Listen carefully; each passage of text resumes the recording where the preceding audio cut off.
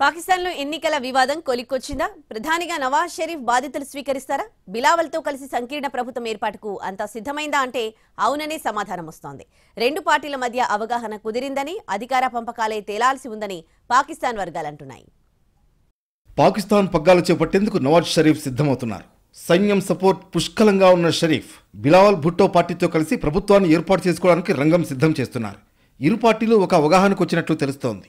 అధికార పంపకాలే తేలాల్సి ఉంది. దీనికి సంబంధించి కీలక ప్రతిపాదనలు చర్చకు వచ్చాయి. ప్రధాని పదవి కావాలని బిలావల్ భుట్టో గట్టిగా పట్టుపడుతున్నారు. అయితే మధ్య మార్గంగా ప్రధాని పదవిని పంచుకుంటే ఎలా ఉంటుందన్న దానిపైన కసరత్తు జరుగుతోంది. 3 ఏళ్లు నవాజ్ షరీఫ్, 2 ఏళ్లు భుట్టో చేపట్టేలా ప్రతిపాదనలు తీసుకొచ్చారు. అయితే ప్రధాని పదవిని ముందుగా ఏ పార్టీ చేపట్టాలన్న దానిపై ఇంకా క్లారిటీ రాలేదు. 75 సీట్లు గెలిచిన నవాజ్ షరీఫే ముందుగా ప్రధాని పీఠంపై కూర్చునే అవకాశం ఉంది. దీంతో పాకిస్తాన్ ముస్లిం లీగ్ అధినేత నవాజ్ షరీఫ్ రికార్డు స్థాయిలో 4వసారి ప్రధాని పదవి చేపట్టినట్లవుతుంది. ఇమ్రాన్ పార్టీ పీఎం కుర్చీలో కూర్చోకుండా సంకీర్ణ ప్రభుత్వం ఏర్పాటు చేసేలా నవాజ్ షరీఫ్ పావులు కదిపారు.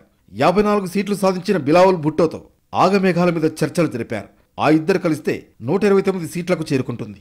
17 సీట్లు గెలిచిన మరో పార్టీ పీక్యూఎంపీతోనూ నవాజ్ షరీఫ్ చర్చలు జరుపుతున్నారు. మరోవైపు ఇమ్రాన్ మద్దతుదారులు 101 స్థానాల్లో గెలిచారు. అధికార పీఠానికి అల్లంత దూరంలో ఆగిపోయిన ఇమ్రాన్ అవసరమైతే ప్రతిపక్షంలో కూర్చుంటాం కానీ నవాజ్ షరీఫ్తో అంటకాగేది లేదని చెబుతున్నారు. 74 ఏళ్ల నవాజ్ షరీఫ్ మొదటిసారి 1990లో ప్రధాని పదవిని అధిష్ఠించారు. కానీ అవినీతి ఆరోపణలతో ఆయన 3 ఏళ్ల తర్వాత పదవి నుంచి దిగిపోవాల్సి వచ్చింది. ఆయన రెండవసారి 1997లో తిరిగి అధికారంలోకి వచ్చారు. సైనిక దళాల ప్రధానాధికారి పర్వేజ్ ముషారఫ్ను తప్పించేందుకు కుట్ర పన్నిన తర్వాత 1999లో సైనిక తిరుగుబాటులో పదవీచ్యుతులయ్యేంత వరకు షరీఫ్ ప్రధాని పదవిలో ఉన్నారు. 2013లో షరీఫ్ మళ్లీ అధికారంలోకి వచ్చారు.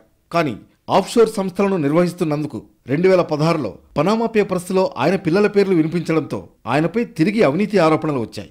ఆ తర్వాత వేర్వేరు అవినీతి ఆరోపణలపై ఆయనను దోషిగా నిర్ధారించడంతో జీవితకాలం పదవికి అనర్హుడుగా ప్రకటించారు. షరీఫ్ తన పదవీ కాలాన్ని పూర్తి చేయలేకపోవడం అది 3వసారి. ఇప్పుడు మారిన పరిస్థితులతో 4వసారి ప్రధాని పదవిని చేపట్టేందుకు పావులు కదిపారు నవాజ్ షరీఫ్.